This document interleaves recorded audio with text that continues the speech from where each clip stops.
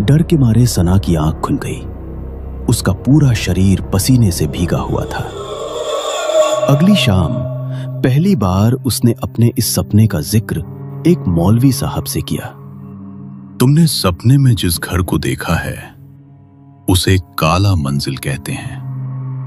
वहां 4 कमरे हैं और चौथा कमरा हमेशा बंद रहता है। इसके बाद मौलवी साहब ने उसे उस हवेली की पूरी कहानी सुनाई।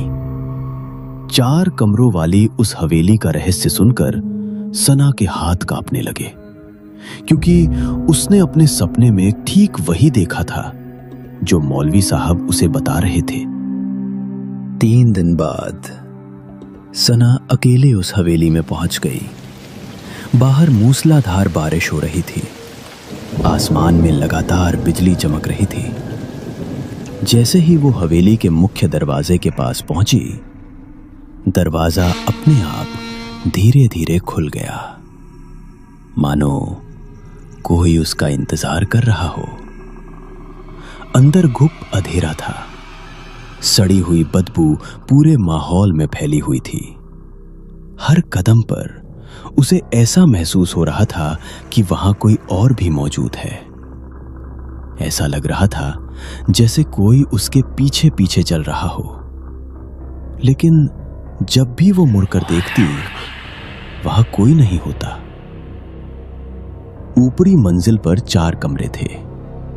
पहला कमरा खाली, दूसरा भी खाली, तीसरा भी वीरान पड़ा था।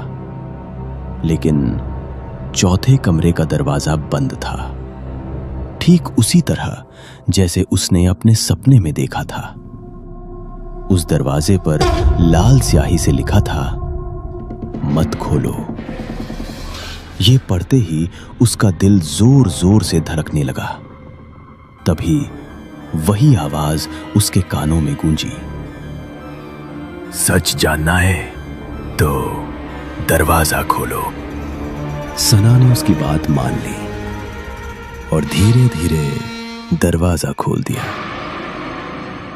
कमरे के अंदर सिर्फ एक विशाल आईना था। फर्श से लेकर छत तक फैला हुआ धूल से ढका, लेकिन उसमें उसका चेहरा बिल्कुल साफ दिखाई दे रहा था।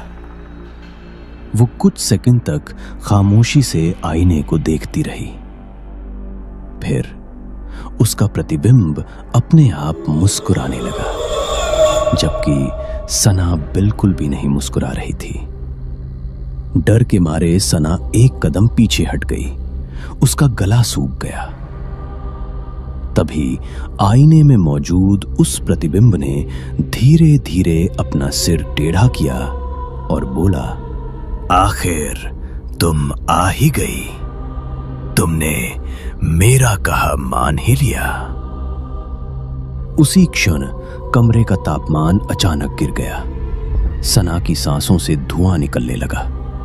दीवारों पर काली परछाइयां रेंगने लगीं। कौन हो तुम? आईने में मौजूद वो प्रतिबिंब मुस्कुराया। मैं वही हूं जिसकी बातें तुम इतने दिनों से सुनती आ रही हो।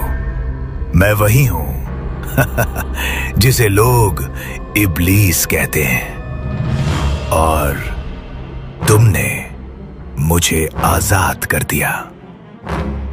ये सुनते ही सना डर के मारे वहां से भागी। वो बिना पीछे देखे दौड़ती रही और घर पहुंचकर ही उसकी सांस में सांस आई। लेकिन उस दिन के बाद सब कुछ बदल गया। अब इब्लीस की आवाज हर समय उसके साथ रहती थी। सुबह हो या शाम, हर वक्त उसे अपने कानों में उसी की फुसफुसाहट सुनाई देती। और रात होते ही उसकी काली परछाई सना के सामने आकर खड़ी हो जाती। अब सना ठीक से सो भी नहीं पाती थी। सना, क्या हुआ है तुम्हें? तबीयत तो ठीक है? आजकल तुम हर समय खोई खोई सी रहती हो। हाँ भाईजान, मैं ठीक हूं। मुझे क्या होगा? मैं बिल्कुल ठीक हूं। देखा, तुम्हारा भाई हर समय तुम पर नजर रखता है। जानती हो क्यों? उसे लगता है कि वो तुम्हें अपने नियंत्रण में रख सकता है, लेकिन अब उसका नियंत्रण धीरे धीरे खत्म हो रहा है, इसीलिए वो परेशान है। इब्लीस की बातें सना के दिमाग में हथौड़ों की तरह गूंज रही थीं। धीरे धीरे वो आरिफ से नफरत करने लगी। एक दिन आरिफ उसके पास आया और बड़ी गंभीरता से बोला, सना, मुझे लगता है तुझे किसी की मदद की जरूरत है। अगर तू कहे तो हम किसी डॉक्टर के पास चले। लेकिन आरिफ अपनी बात पूरी भी नहीं कर पाया था कि उसी क्षण वो तुम्हें पागल खाने भेजना चाहता है। वो तुम्हें पागल समझने लगा है। इब्लीस की बातें सुनते ही सना का गुस्सा बेकाबू हो गया और उसने गुस्से में आकर आरिफ पर हमला कर दिया। आरिफ बुरी तरह घबरा गया। उसे कुछ भी समझ नहीं आ रहा था कि आखिर सना के साथ हो क्या रहा है। वो तुरंत एक मौलवी साहब के पास पहुंचा और उन्हें पूरी कहानी सुना दी। मुझे लगता है कोई उसके मन को नियंत्रित कर रहा है। यदि जैसा मैं सोच रहा हूं वैसा ही सच है तो वो इब्लीस की गिरफ्त में है। वो उससे अपने मनचाहे काम करवा रहा है। ये लो, दुआ पढ़ा हुआ पाक पानी, इसे सना को पिला देना और कल सुबह उसे मेरे पास लेकर आना। आरिफ जब घर पहुंचा तो उसने देखा सना अंधेरे में चुपचाप बैठी हुई थी।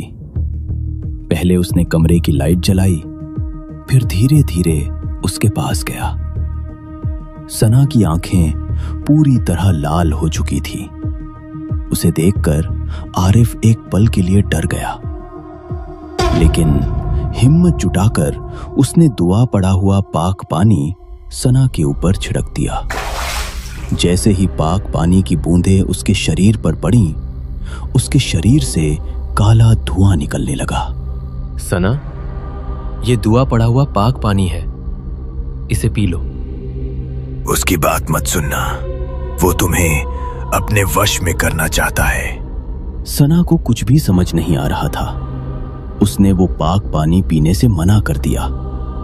तब आरिफ ने उसके चारों ओर हवा में पाक पानी के छींटे डाले। जैसे ही वे पवित्र जल की बूंदें इब्लीस को छूकर गुजरी, वो एक दर्दनाक चीख के साथ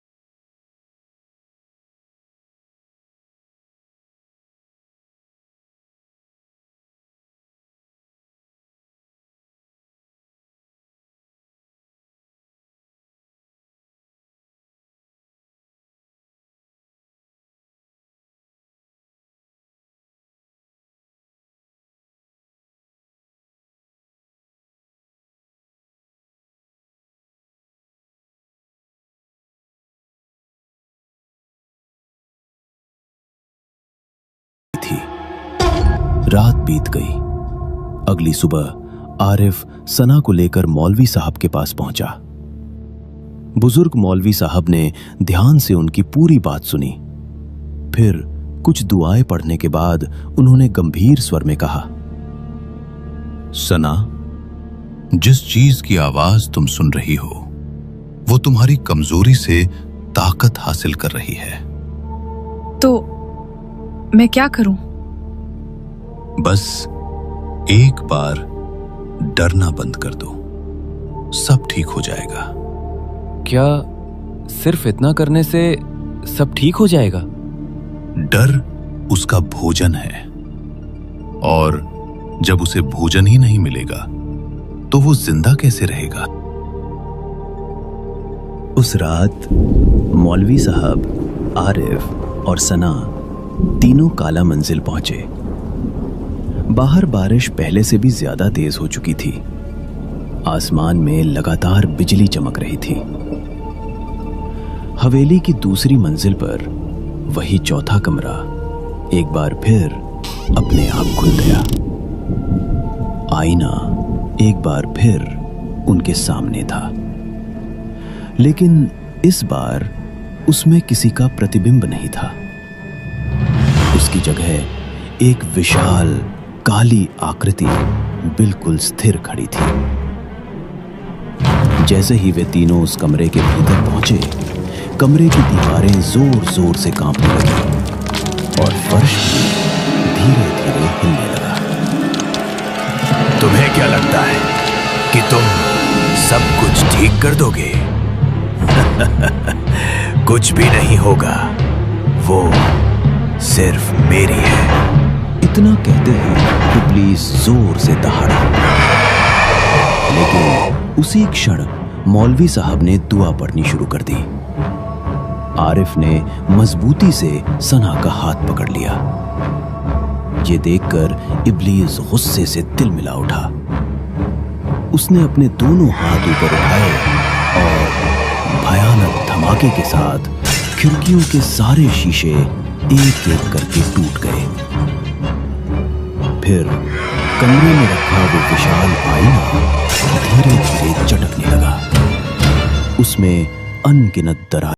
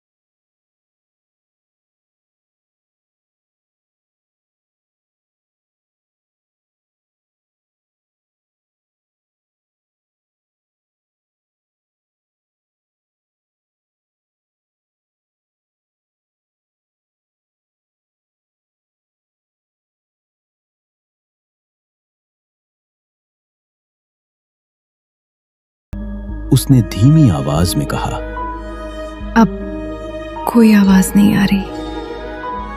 कितनी शांति है। इतना कहते ही सना ने हमेशा के लिए अपनी आंखें बंद कर ली।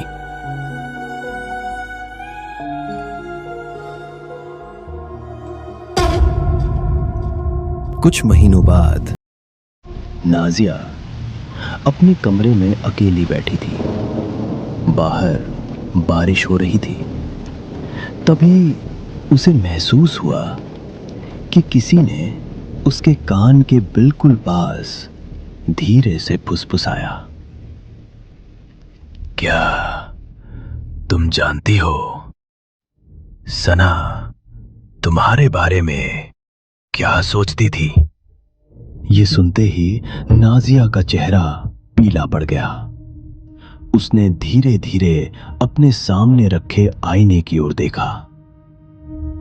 आईने की सतह धीरे धीरे धुंधली होने लगी और फिर अचानक उसमें दो लाल चमकती हुई आंखें उभर आईं। अंधेरे में एक धीमी डरावनी हंसी गूंज उठी। क्योंकि शिकार मर सकते हैं, लेकिन शिकारी हमेशा एक नया रास्ता ढूंढ ही लेता है।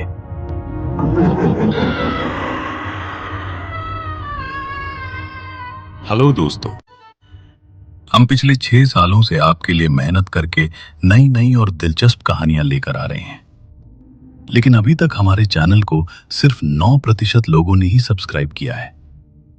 अगर आपको हमारी मेहनत और कहानियां पसंद आती हैं, तो प्लीज हमारा साथ दीजिए। एक छोटा सा लाइक, शेयर और सब्सक्राइब हमें आगे बढ़ने और भी बेहतरीन कहानियां बनाने की हिम्मत देता है। आपका एक सब्सक्राइब हमारे लिए बहुत मायने रखता है।